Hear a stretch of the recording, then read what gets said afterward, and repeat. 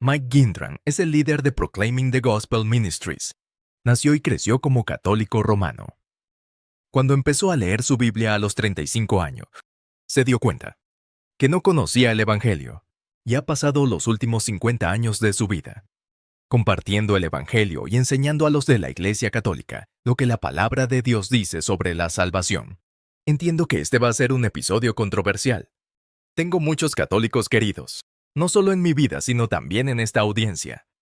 Y aunque sé que muchos de ustedes no estarán de acuerdo con lo que se dice aquí, entiendan que lo que el Señor Gendron dice lo dice desde un lugar de amor. Para los católicos, esto no se trata de odio. Esto no es un ataque. Aun si ustedes discrepan vehementemente, les insto a que sean respetuosos. Mis amigos católicos tienen muchos episodios, muchas conversaciones sobre los errores que ven y el protestantismo. Y no veo eso como un ataque. Y los animo a escuchar y ver esta conversación con el mismo espíritu. Son bienvenidos como siempre a comentar sus pensamientos. Y sus desacuerdos los animo a hacerlo. Mantengan el respeto, sean reflexivos y mantengan la mente abierta a lo que él está diciendo hoy. Este episodio es traído a ustedes por nuestros amigos de Good Ranchers. Vayan a goodranchers.com. Utilicen el código ALIE acá. Eso es goodranchers.com, código ALIE.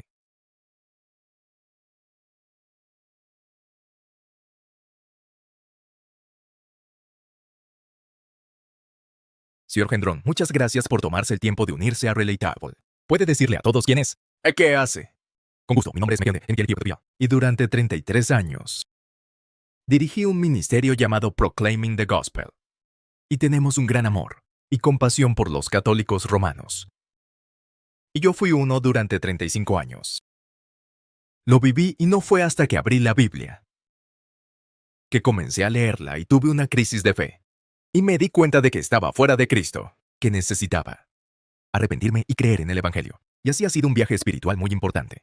El Señor nos ha llevado por todo el mundo, especialmente en países que están dominados por el catolicismo romano.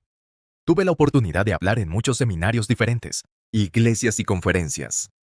Y ha sido realmente un placer proclamar el Evangelio como modo de vida. Vaya, bueno, tengo 1.000.000 de preguntas para usted. Quiero volver a su vida. Usted nació y creció como católico romano. Así es. Bien, ¿y cuántas generaciones atrás, sabe, fue su familia católica? ¿Hasta dónde pueda recordar? Mi familia era originalmente de Montreal, franco-canadiense. Y así que fui de 5 hijos. Mi papá era un coronel del ejército. Su hermano era un sacerdote católico romano, que ministraba en las junglas de Rangún, Birmania, ahora llamada Myanmar. Y así que en realidad solicitó un puesto para estar con su hermano, y llevó a toda la familia con él y como un joven. De 13-14 años, realmente estaba asombrado de cómo un hombre podría renunciar a su vida para servir en la jungla para convertir personas al catolicismo. Y 50 años después, el Señor me llevó de regreso a Myanmar y pude predicar el verdadero evangelio a 81 estudiantes allí que estaban aprendiendo a ser testigos efectivos. En mi crianza familiar fui monaguillo durante 7 años y aprendí el latín y las respuestas al sacerdote y la misa. Más adelante fui responsable de llevar el primer estudio de las escrituras de Little Rock a una iglesia en Dallas. De hecho, fue la Iglesia Católica de San Patricio. Y fue pues entonces cuando comencé a leer la Biblia por primera vez. Y durante 35 años tuve una Biblia, pero solo estaba en la mesa de café acumulando polvo. Porque el sacerdote nos dijo que ni siquiera intentáramos leerla. Es muy difícil. Si tienen alguna pregunta, solo vengan a nosotros. Entonces, cuando la abrí y comencé a leerla, tuve una crisis de fe. Porque lo que leía en cuanto a el plan de salvación estaba en oposición diametral a lo que la Iglesia Católica me había enseñado durante esos 30 años. Y así que hice lo incorrecto. Llamé a mi tío, el sacerdote, y le dije, Padre Charles, ¿por qué la Iglesia Católica enseña un camino de salvación diferente al de la Biblia? Y él dijo, bueno, Mike, eso simplemente no es cierto. Yo dije, bueno, por ejemplo, en Efesios 2, 8 y 9. Pablo escribe, porque por gracia habéis sido salvos mediante la fe. No es de vosotros, es el regalo de Dios. no por obras para que nadie se gloríe. Y él dijo, oh Dios mío, eso realmente no significa lo que él dice ahí. Y así pensé, wow, ¿cómo sabe él lo que Dios realmente quiere decir? Comencé a leer más y más, y encontré un versículo que se ha convertido en mi favorito. 2 Corintios 5:21, donde dice, Jesús, el que no conoció pecado, fue hecho pecado por nosotros, para que nosotros seamos hechos justicia de Dios en él. Y lo vi como el mayor intercambio en la Vitrianiupin. Por fe, Cristo lleva todo mi pecado, toda mi culpa, todo mi castigo. ¿Y qué me da a cambio? Su perfecta justicia. Y así entendí la doctrina de la justificación, que por un solo sacrificio fue hecho perfecto para siempre, a los que son santificados. No sé el día exacto, o el mes en que el Señor me salvó, pero estaba entendiendo las Escrituras más, y llegué a la conclusión, una conclusión de que la naturaleza del engaño es que las personas no saben que están engañadas hasta que son confrontadas con la verdad. Y aquí estaba yo con una Biblia abierta descubriendo la verdad. Estaba leyendo la verdad y me estaba confrontando, y mi engaño. Y así Dios me concedió el arrepentimiento, ojos para ver la luz del Evangelio, y la gloria de Cristo. Literalmente cambió mi vida de cabeza. Dejé la Iglesia Católica y recuerdo ir a un estudio bíblico diferente cada mañana de la semana antes de ir a trabajar. No podía tener suficiente de la palabra de Dios. Era como si hubiera sido una esponja seca en un desierto durante más de 30 años. Solo quería absorber todo lo que pudiera. Y eso no era suficiente. Así que terminé inscribiéndome en el Seminario Teológico de Dallas para poder aprender la Biblia. Nuestro último semestre en Dallas Seminary, me presentaron un video que presentaba a ex sacerdotes y ex monjas que estaban compartiendo el Evangelio con católicos. Lo llevé a casa a mi esposa, que también es ex católica. Lo vimos juntos. Y dijimos, tenemos que compartir esto con cada católico romano que conocemos. Así que durante los siguientes 3 meses, cada martes por la noche invitamos a católicos romanos a nuestra casa. Y en 3 meses, 17 personas intercambiaron su religión por una relación con Cristo. Bueno, ¿qué haces con nuevos bebés en Cristo? Los invitamos de nuevo el miércoles por la noche para ayudarles a crecer en la gracia y el conocimiento de nuestro Señor. Así que ese fue el comienzo de lo que hacemos hoy. Fue desde que nos dé el Ministerio de Proclamación del Evangelio. Poco tiempo después, Tommy Nelson en Denton Bible me invitó a dirigirme a 3,000 personas allí en Denton Bible. Pensé que solo estaba llegando a esas personas. Poco sabía yo que tenía un ministerio en casete que salía por todo el mundo. Y así que lo siguiente que supe fue que estábamos recibiendo solicitudes para ir a diferentes iglesias y seminarios. Literalmente estamos asombrados con lo que Dios ha hecho, con un par de vasos rotos que lo aman. Y aman a los católicos romanos. Tengo tantas preguntas para ti. Como alguien que creció en el cinturón bíblico, no crecí rodeado de muchos católicos en absoluto. Quizás conocía 1 o 2, creo que conocía a más judíos que católicos. No fue hasta que llegué a la universidad que hice amistad con algunos católicos y empecé a aprender un poco más sobre las distinciones en el catolicismo. Y una de ellas era esta, una completa. Entre muchas de ellas no puedo generalizar. Desinterés. Con las escrituras y sin un conocimiento real de algo como Juan 3:16. Aún recuerdo que vi Juan 3:16. Solo la referencia escrita en alguna parte, y luego, alguien que vivía en mi pasillo en primer año, que también era una católica devota, ella dijo, ¿qué significa eso? Ni siquiera reconocía eso. El formato de una referencia bíblica. Recuerdo haber hablado con algunos católicos en la universidad, y esta idea de tener una relación con Cristo eran cosas que ellos pensaban que podrías tener después de morir, pero no necesariamente algo de lo que debías preocuparte cuando estabas en la tierra. Y no sé si todos los que profesan ser católicos de esa manera. Probablemente no, pero tengo curiosidad por conocer tu opinión. Es algo que realmente describe las doctrinas católicas. Y es una mentalidad popular entre las personas criadas como católicas. Bueno, como católico romano, confiábamos en los sacerdotes católicos romanos como nuestros mediadores entre nosotros y Dios. Y así, nunca tuvimos una relación con Cristo. Nuestra relación era con el sacerdote. Y así, mientras estudiaba la Biblia, me di cuenta en 1 Timoteo 2:5 que hay un mediador entre Dios y el hombre. Ese es el hombre Cristo Jesús. Y luego leí donde cuando Jesús entregó su espíritu, el velo que separaba el lugar santísimo del hombre, se rasgó de arriba a abajo, mostrando que ahora, a través de la fe en la sangre derramada de Jesús, tenemos acceso directo al Padre. No necesitamos más sacerdotes ofreciendo sacrificios que nunca pueden quitar el pecado. Y así, al poner mi completa confianza en Cristo como mi mediador, tuve acceso directo al Padre. Y así muchos católicos no se dan cuenta de que el sacerdocio católico romano es realmente superfluo, porque Jesús es el sumo sacerdote perfecto que se ofreció a sí mismo como el sacrificio perfecto a un Dios perfecto, que exige perfección, y luego clamó, está consumado. No hay más ofrendas por el pecado. Cristo se ofreció una vez. Para todos los pecados, para todos los tiempos. Cuanto más leo la Biblia, más me doy cuenta de que la religión católica romana realmente me había mantenido en esclavitud espiritual. Realmente no conocía la verdad. Y así pasé por todo lo que la Iglesia Católica me exigía. Porque realmente veía a Dios como un Dios que evaluaba a través de la curva y no a través de la cruz. Y así hacía todas las buenas obras que podía, con la esperanza de que mis buenas obras superaran mi pecado. De hecho, incluso iba a misa todos los días durante la Cuaresma en la universidad, porque quería esas buenas obras.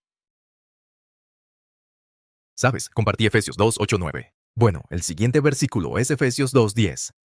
Y eso nos dice que, una vez que somos nuevas criaturas en Cristo, una vez que hemos sido regenerados y nacidos de nuevo, entonces hacemos las obras que Dios ha preparado para que andemos en ellas. Y así miré las buenas obras antes y después de mí. Experiencia de salvación. Como católico, hacía buenas obras para ser salvado. Ahora que he sido salvado, hago buenas obras por amor y aprecio por Dios al salvarme. Y así, la motivación y el tiempo de las buenas obras son muy importantes. Y solo deseo que los católicos romanos pudieran entender que somos salvos. Por gracia, apartados de las obras, fe apartada de las obras. Y solo por Cristo.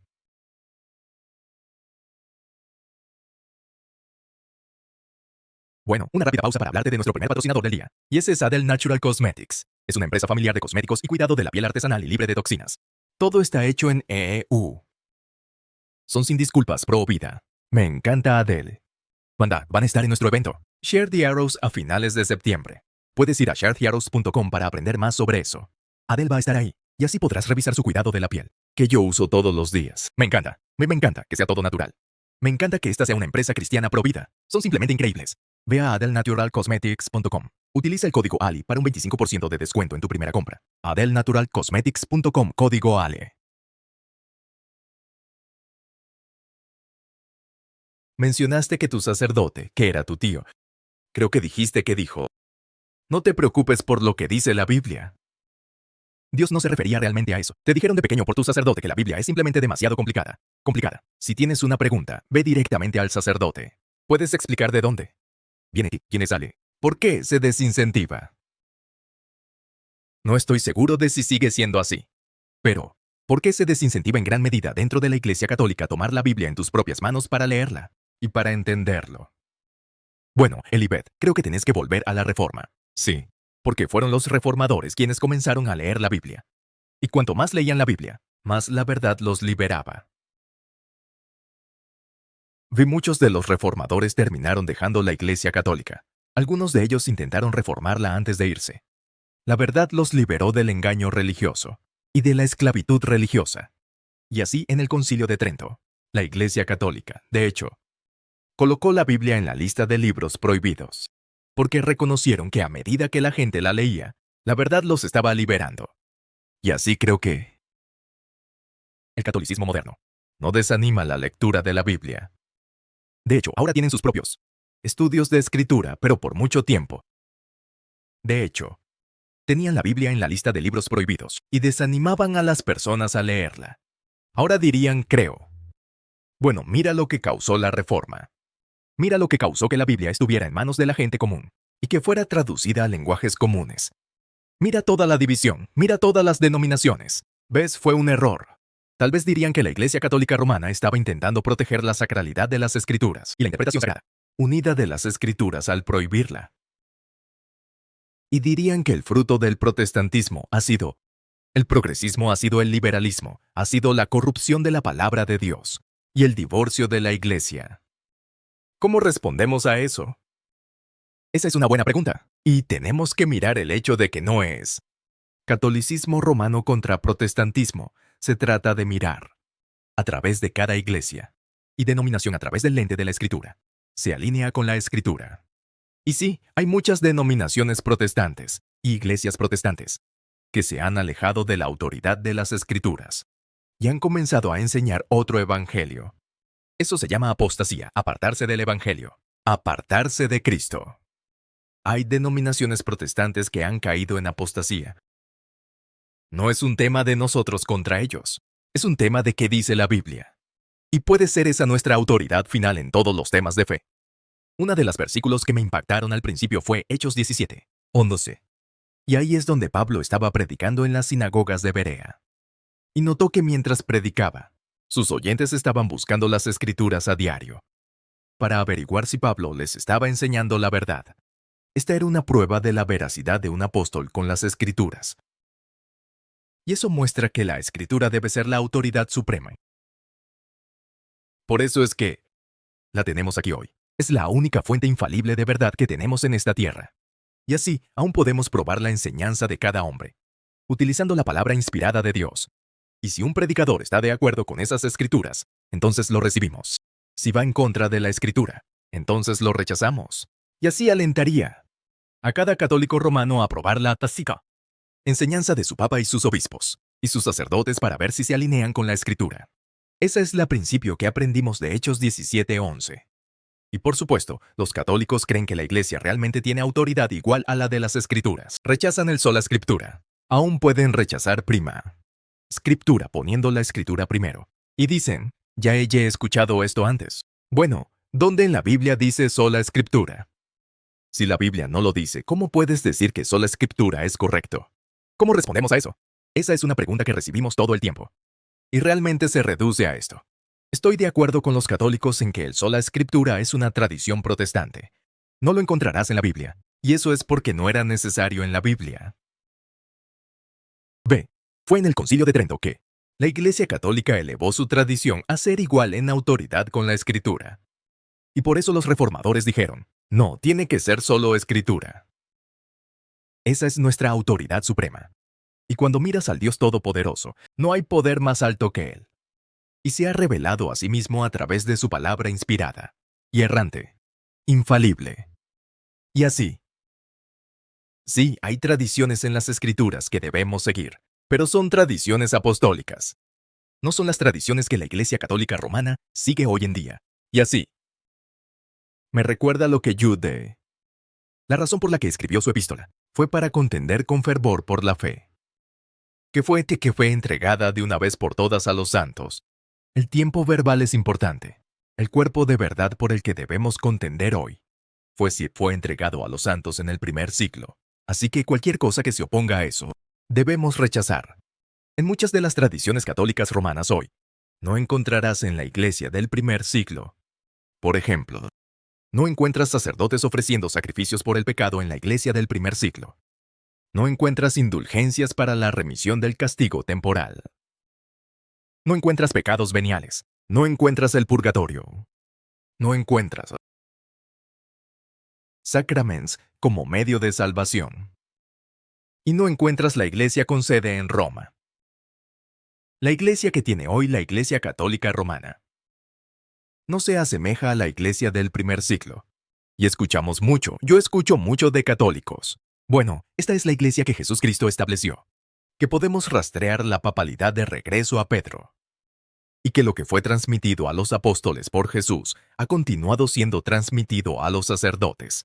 Así que dirían, ¿qué es la tradición apostólica? He tenido a Trent Horn en este podcast. Fue una persona muy amable y un buen apologista del catolicismo, pero dijo que solo quería practicar el cristianismo como lo hacían los primeros cristianos. Pero por supuesto, esa sería mi objeción. ¿A qué primeros cristianos? ¿Por qué? No veo eso en las Escrituras. Ni siquiera estoy seguro de que lo vea como tú dijiste. y la historia de la iglesia primitiva. Así es.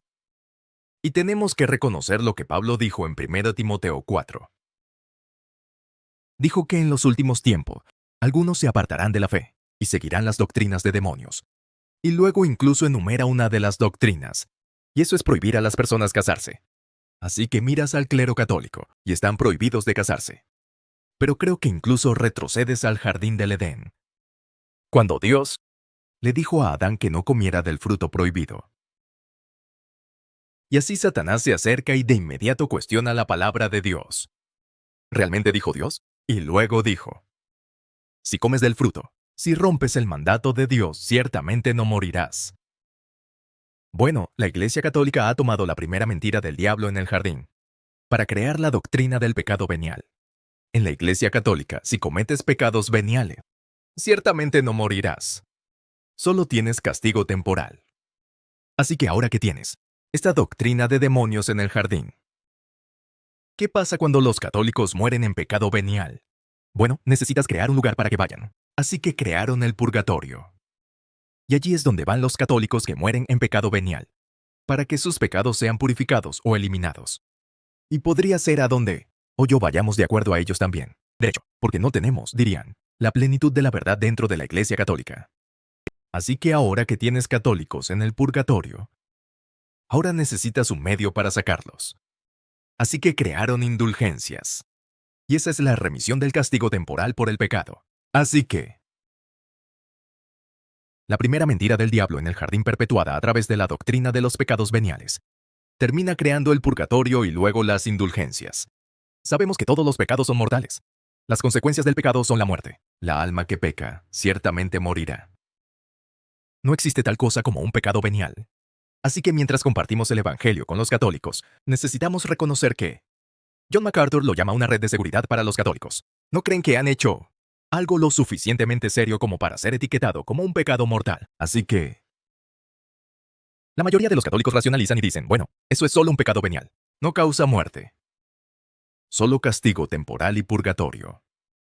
Y luego algunos católicos dirán, bueno, nuestra idea del purgatorio proviene de los libros de la Biblia que Martín Lutero eliminó. Y se refieren a los apócrifos. No es parte de los 66 libros que tenemos. ¿Qué hacemos con esos? Porque no están incluidos en nuestra Biblia. Bueno, la razón es que contienen errores históricos, geográficos y teológicos. Y por eso sabemos que no pueden ser inspirados por Dios, porque la palabra de Dios es inerrante. Y no fueron añadidos al canon católico hasta el Concilio de Trento.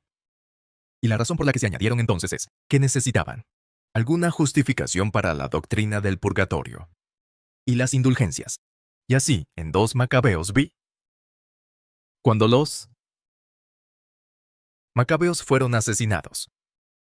Muchos de ellos estaban en guerra, portando amuletos paganos alrededor de su cuello, y así enviaron limosnas de vuelta a Jerusalén por el descanso de su alma. Así que la Iglesia Católica dijo, miren, ahí está.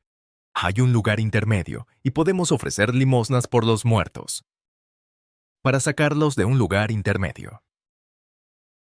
Añadieron los apócrifos para intentar y apoyar su doctrina de los pecados veniales, el purgatorio y las indulgencias. Pero no hacemos las cosas solo, porque los judíos las hicieron. Los judíos hicieron muchas cosas que iban en contra de las Escrituras y en contra de Dios. De hecho, incluso rechazaron al Mesías. Así que no emulamos a los judíos solo, porque está en uno de sus libros. Y los libros apócrifos eran los libros del Nuevo Testamento. El canon se cerró 400 años antes de Cristo. Y luego tenías los libros apócrifos durante ese periodo de tiempo. Cuando crecías, ¿qué aprendiste? Sobre Martín Lutero y los protestantes, si es que aprendiste algo. No olvidaré nunca a mi tío. Estaba tan enojado con Martín Lutero. Dijo que dividió a la iglesia. Pero ¿sabes qué, Alibet? Eso es lo que hace el Evangelio. Separa a los creyentes de los incrédulos. Jesús dijo que vino a dividir. Padre contra hijo, madre contra hija. Así de poderoso es el Evangelio. Y sí, la iglesia estaba dividida en ese momento. ¿Por qué? Se proclamaba el Evangelio y la gente se estaba arrepintiendo y creyéndolo. Y se convirtieron en nuevas criaturas en Cristo, nacidos de nuevo del Espíritu.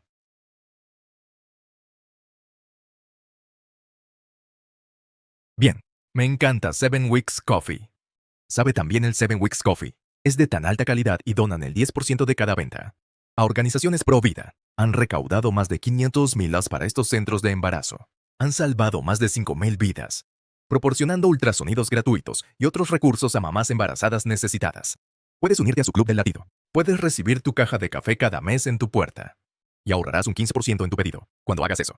Además, cuando uses mi código ALE al pagar, ahorrarás hasta un 10% adicional. Así que eso es un 25% de ahorro si haces todo eso. Ve ChampionWeeksCoffee.com, código ALI. Mencionaste antes de comenzar que una vez fuiste científico de cohetes. Correcto. Aquí nació Mus. Así que puedes contarnos qué pasó entre tú y, sabes, dejar el hogar e ir a la escuela. Y luego, antes de comenzar a leer la Biblia por ti mismo, creo que dijiste a los 35 años. Cuéntanos sobre ese periodo de tiempo. ¿Cuál fue tu carrera antes de eso? Bueno, claro, fui a la universidad la Universidad del Suroeste de Luisiana, que ahora se llama la Universidad de Luisiana. Jugué béisbol para los Raging Cajuns. Obtuve un grado en matemáticas. Y así mi asignación en Cabo Kennedy, Florida, fue utilizar mi grado en matemáticas, mi habilidad matemática. Creamos líneas de impacto por si teníamos que destruir el misil. Teníamos que tener en cuenta todos los coeficientes de arrastre de todas las piezas, las velocidades del viento. Teníamos que proteger a la población desde Cabo Kennedy hasta África. Y realmente disfruté mi trabajo. En una casa justo en la playa allí en Cabo Kennedy, Florida. Y poco después de eso, después de mi carrera allí, Ross Perot me reclutó a Dallas. Fui a trabajar para él vendiendo computadoras por todo el país. Y nunca olvidaré cada vez que subía a un avión el lunes por la mañana. Siempre tenía este gran miedo. Si el avión se cae, ¿voy a terminar en el purgatorio o en el infierno? Porque el cielo no era una opción. ¿Por qué? ¿Por qué? ¿Por qué? Incluso los papas creen que deben pasar tiempo en el purgatorio. Oh, de verdad. Sí, cuando fallecieron los últimos papas. Hicieron venir a otros cardenales y realizar el sacrificio de la misa, con el propósito de sacar a los santos padres de un lugar llamado purgatorio. ¿Es eso el descanso del alma? ¿Es eso lo que significa? Correcto. Estaban ofreciendo sacrificios por o los pecados de los papas. Sí, no había opción de ir al cielo directamente. Tenías que pasar por el fuego purificador del purgatorio. Y ahora subo a un avión y viajo por todo el mundo. Sé que si el avión se cae, inmediatamente estoy en la presencia de mi Salvador. Y eso es porque tengo la seguridad de la vida eterna. Los católicos romanos no tienen esa seguridad. Tienen una vida condicional. Y la diferencia entre tener seguridad y no tenerla es la diferencia entre en qué estás confiando. La Iglesia Católica te enseña que debes hacer cosas para apaciguar a Dios y merecer el cielo. La Biblia dice que Cristo lo ha hecho todo. Y así, si pones toda tu confianza en lo que Cristo ha hecho, entonces puedes tener la seguridad de la vida eterna. Mientras estés confiando en lo que debes hacer, no puede haber seguridad. ¿Por qué? ¿Cómo sabes si alguna vez has hecho suficiente?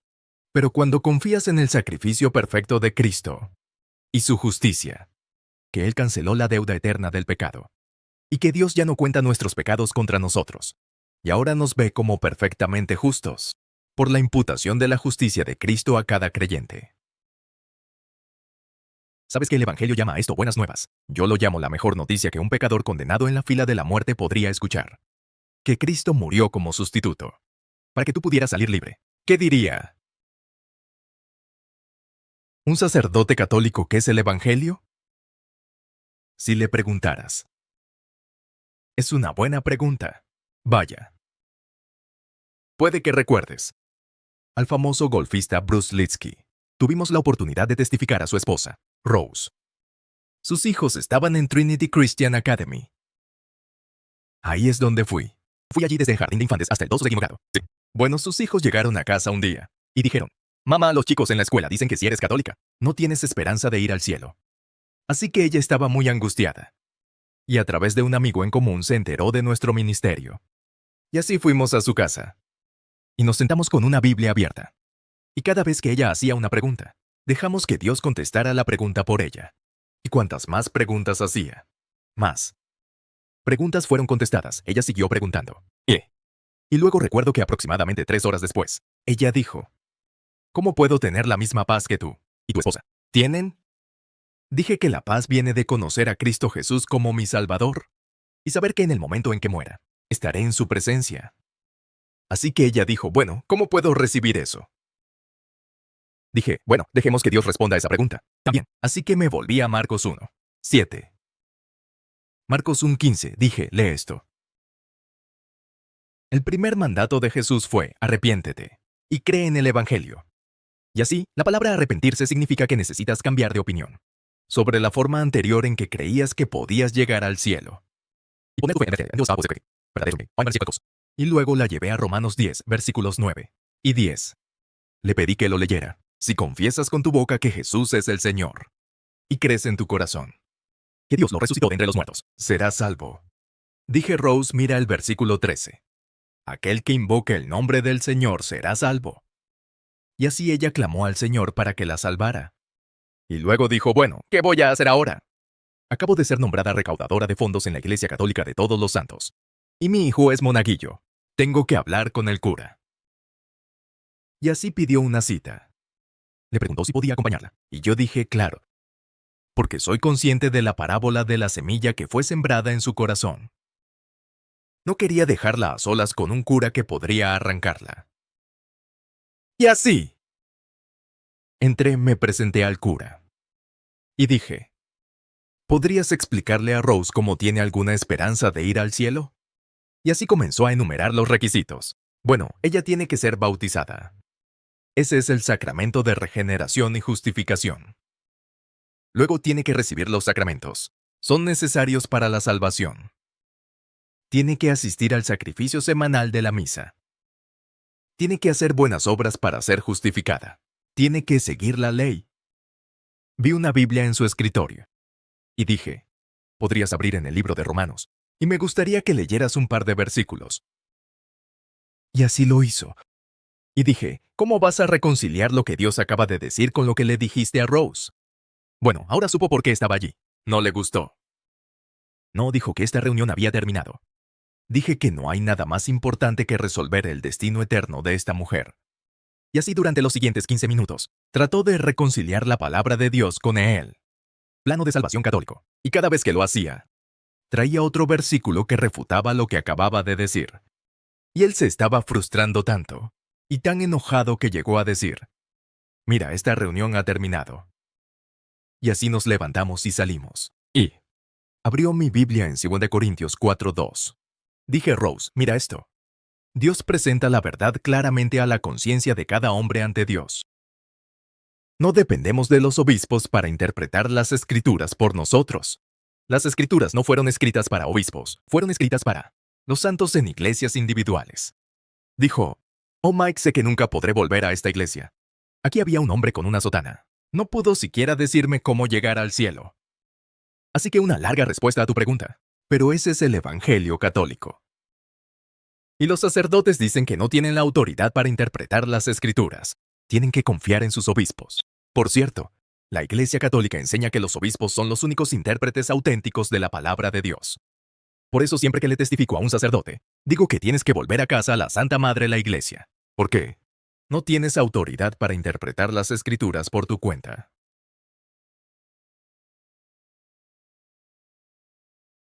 Bueno, déjenme contarles sobre Birch Gold. En estos tiempos locos hay tranquilidad. En seguridad para nuestro país. Seguridad para nuestros líderes. También quieres asegurarte de que estás seguro financieramente. Oro y plata son una excelente manera de diversificar tus ahorros. Son una protección contra la inflación. Son un activo físico que tiene alta demanda a nivel global desde los ricos hasta los bancos centrales. Así que si envías un mensaje de texto a Ali al 9889-898, te enviarán un kit de información gratuito en línea. Sobre oro tienen una calificación A+ con el Better Business Bureau. Miles de clientes satisfechos. Envía un mensaje de texto a Ali al 988-9898.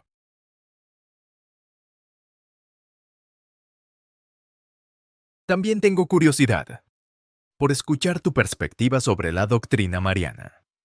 Porque he hablado de esto con católicos. Con Trent Horn, realmente profundizamos en la doctrina de María.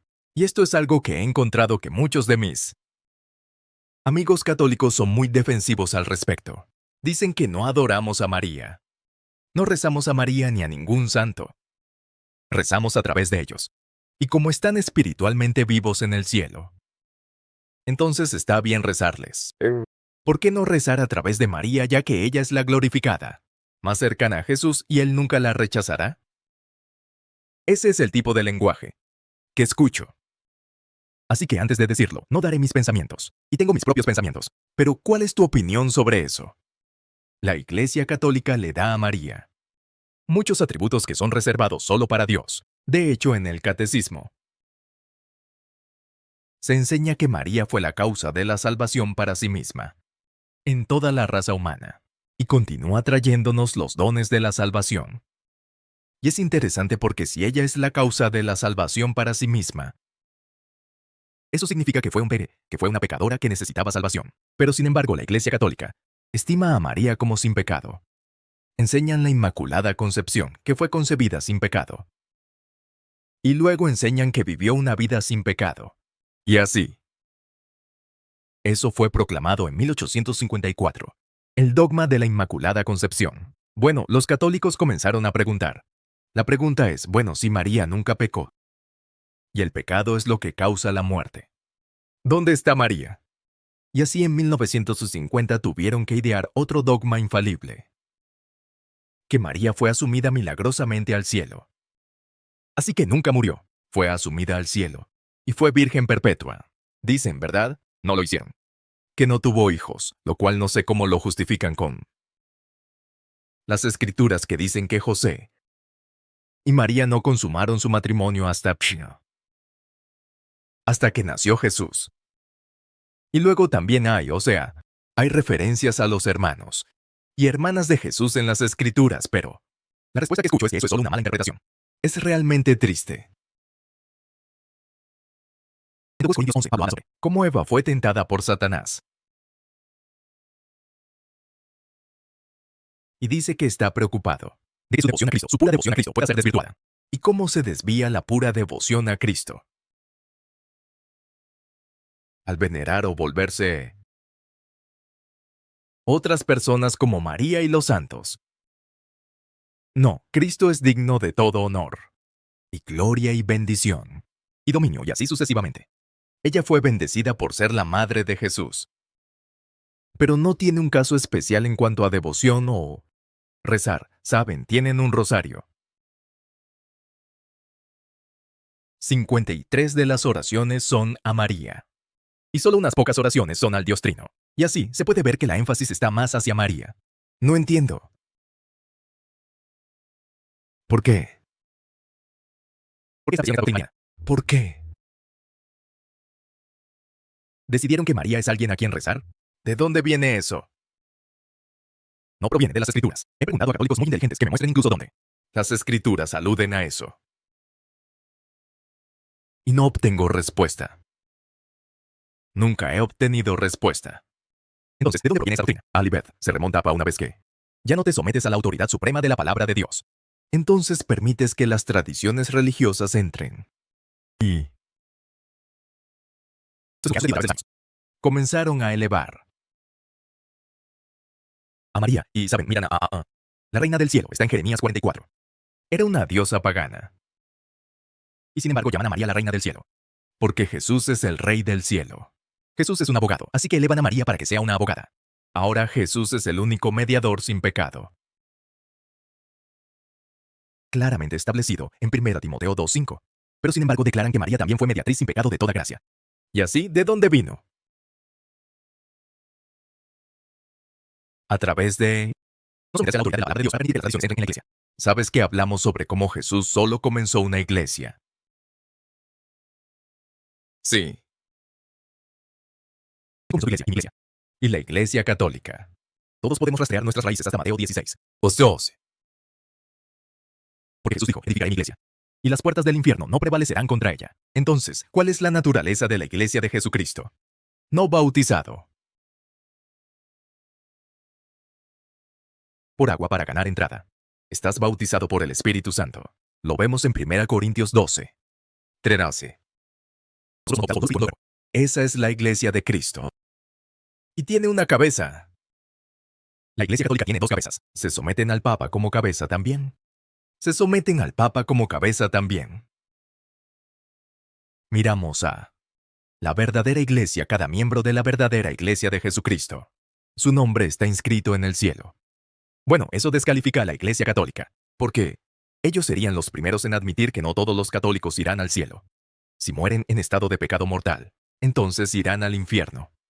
Y entonces, de nuevo, eso va en contra de toda la doctrina de la justificación. Entonces, ¿en quién creen que va al cielo inmediatamente? Cualquiera.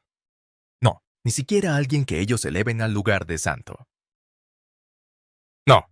Solo algunas personas pasan más tiempo en el purgatorio para ser purificadas de nuestra pecaminosidad, incluso el Papa que enviaste.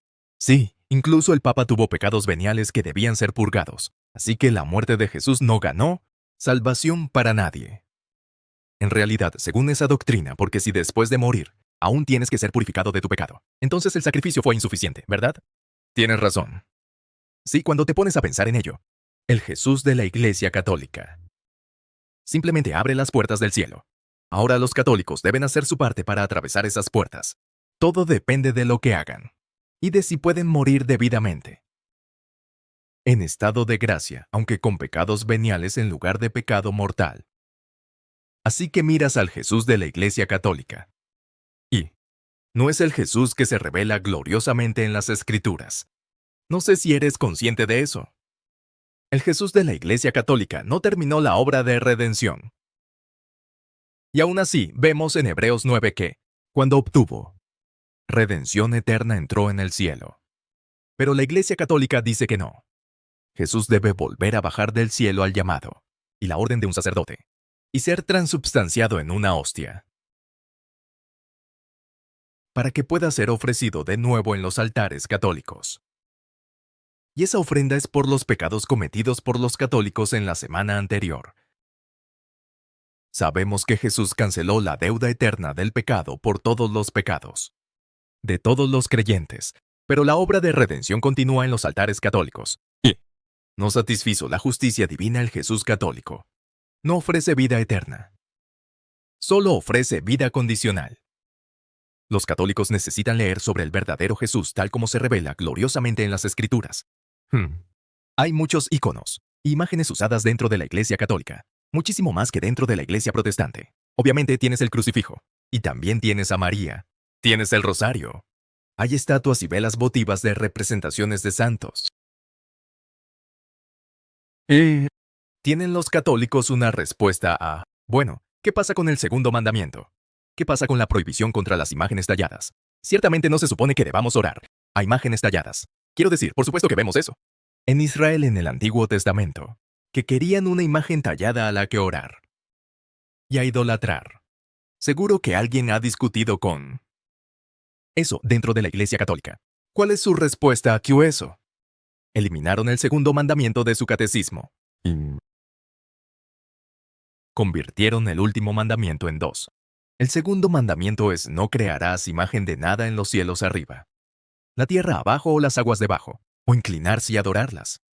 Y cuando miras la religión católica, no tienen más que íconos, imágenes y estatuas. Ves fotos de papas inclinándose ante estatuas de María. Y simplemente va en contra del segundo mandamiento. Y entras en cualquier librería católica, y ves estatuas e íconos por todas partes.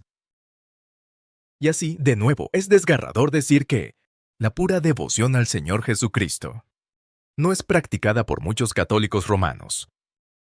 Está bien, dijiste que eliminaron el segundo mandamiento de su catecismo y convirtieron el último mandamiento en dos. Derecho, no creo que me diera cuenta de eso. ¿Puedes explicarlo? Sí, solo abre cualquier catecismo de la Iglesia Católica y verás los 10 mandamientos tradicionales en un lado de la página, y luego la Iglesia Católica Romana. Y verás un espacio en blanco donde está el segundo mandamiento. Y después bajas y ves. Crearon 2 mandamientos para el último. No codiciarás los bienes de tu prójimo ni la mujer de tu prójimo. Lo convierten en 2, para poder decir que siguen siendo los 10 mandamientos. Por eso tienen que dividirlo. ¿Cómo? Superan la prohibición contra la necromancia. Dirían que rezar a o a través de María o los santos es lo mismo que intentar ser un medium o necromancia que está claramente prohibida para Israel en el Antiguo Testamento. Sí, mira Deuteronomio 18. Y es una abominación ante Dios si consultas a los muertos. Así que cuando rezas a María y a los santos, estás consultando a los muertos.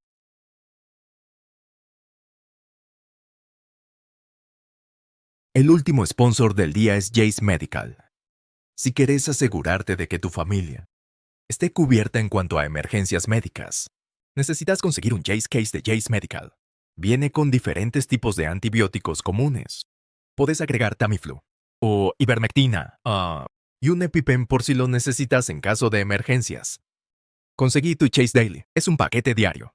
Esas son tus recetas diarias en un suministro para todo el año, lo cual es realmente impresionante. También tienen una rifa exclusiva ahora mismo cuando vayas a Jace.com/Ale. Puedes participar para ganar. Y después, por el resto de tu vida, recibirás un Jace Case lleno de esos antibióticos comunes, lo cual es increíble. Uno cada día, año.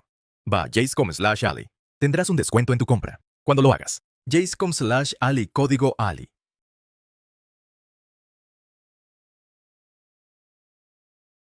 ¿Qué pasa con la Eucaristía? Esa es una que escucho mucho. En realidad, gente que pasa de protestante a católico. Escucho que es realmente la Eucaristía, tener la verdadera presencia de Cristo. O anhelan eso.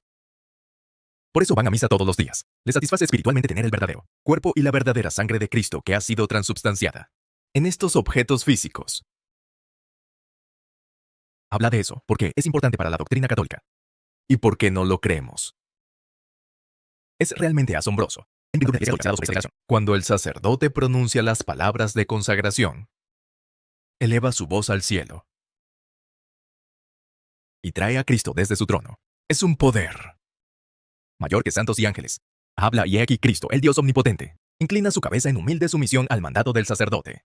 Y así es como lo cree la Iglesia Católica. El sacerdote llama a Jesús desde el cielo, a través del llamado milagro de la transubstanciación. La hostia se convierte en su cuerpo físico, y sangre, alma y divinidad. Y así se ofrece nuevamente en un altar. Es un sacrificio propiciatorio.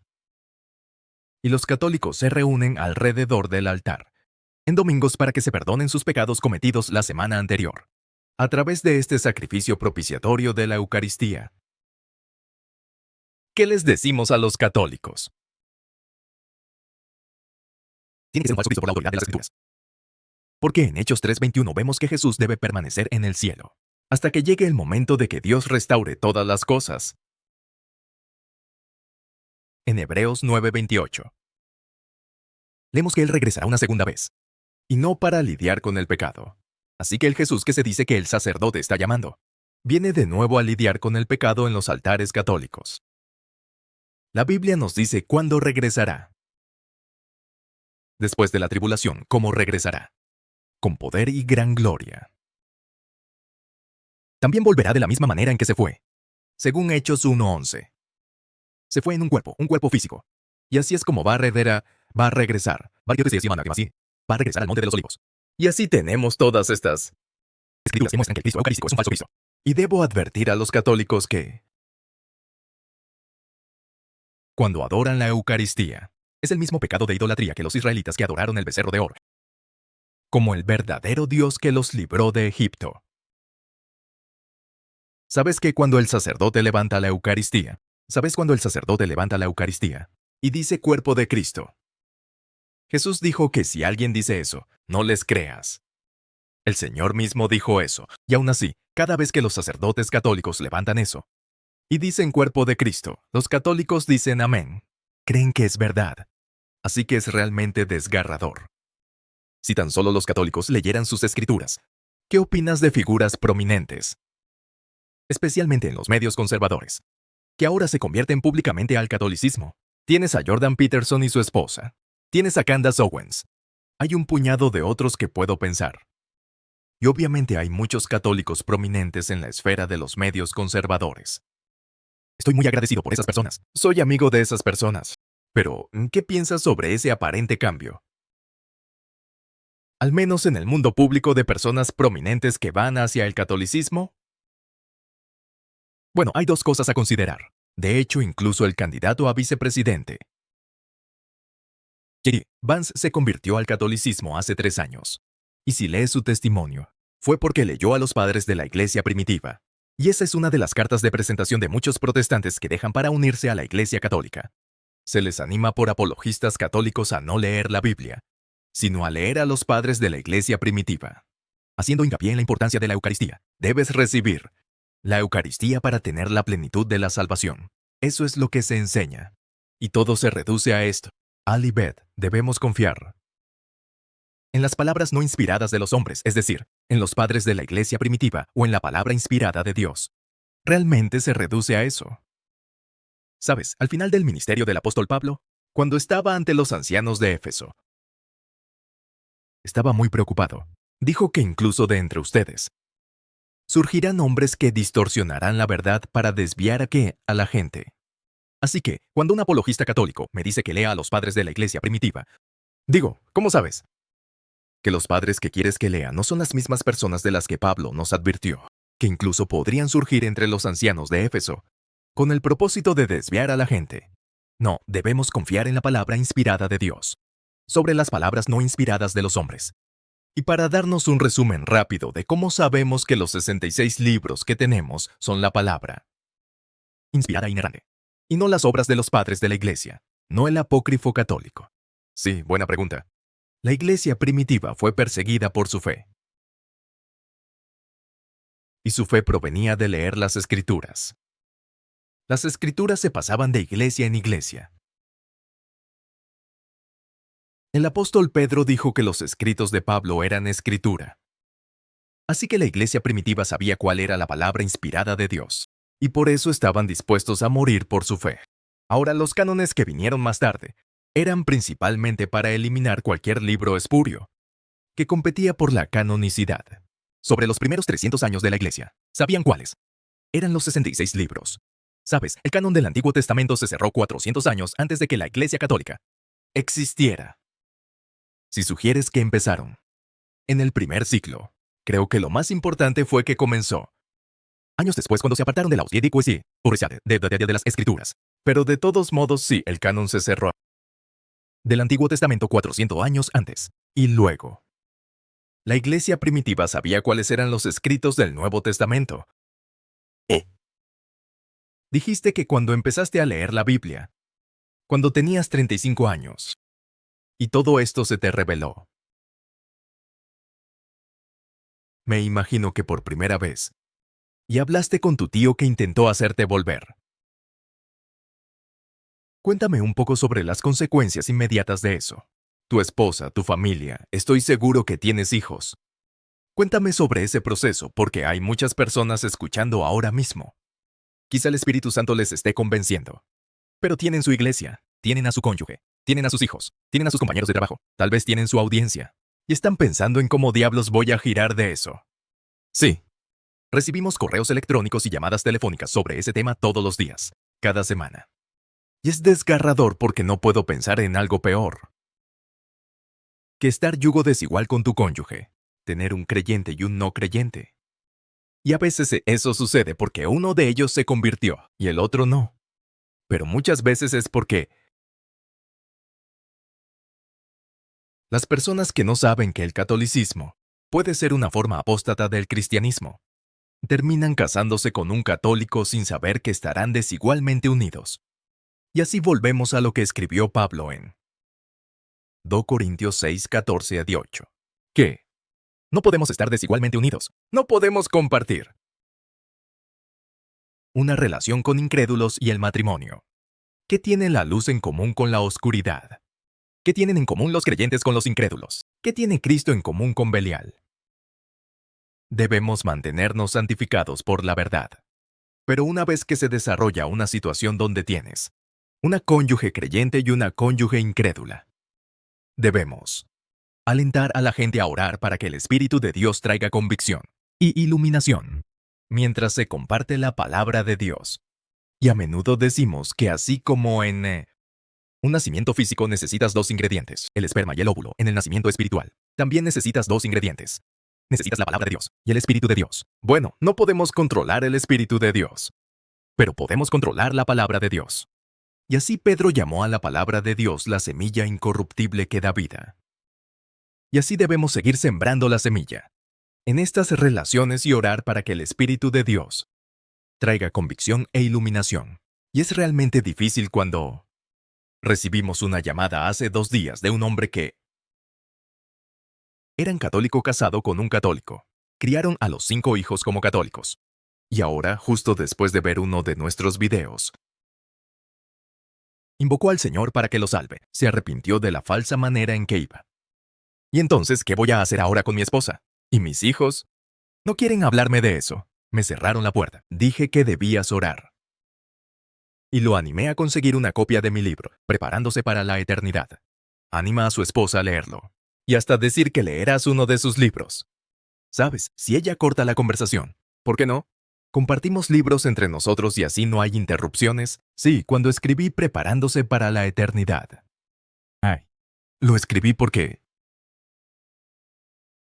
se reduce a ¿qué dice la palabra de Dios frente a lo que dice la religión? ¿Qué dice la palabra inspirada de Dios frente a lo que dicen las palabras no inspiradas de los hombres? Así que en el libro simplemente lo expongo, la palabra de Dios frente a las enseñanzas católicas. Y así obliga a un católico a elegir. Debiera confiar en Dios. Dios y su palabra eran las enseñanzas de mi religión. Así que liberó a muchos católicos romanos, y alabamos a Dios por ello. Todas las oportunidades que hemos tenido para hacer disponible este libro. Hay mucha belleza, incluso solo belleza estética diría, dentro de la Iglesia Católica y obviamente la tradición. Hay al menos algún tipo de sentido de unidad. En lo que respecta al catecismo y la homilías que son las mismas en todas partes. Cada semana la misma rutina de misa, los sacramentos. Hay algo que parece tangible allí. Hay algo que ofrece una especie de estabilidad aparente y rutina, y en un mundo que es tan progresista y caótico. Creo que eso es atractivo para algunas personas.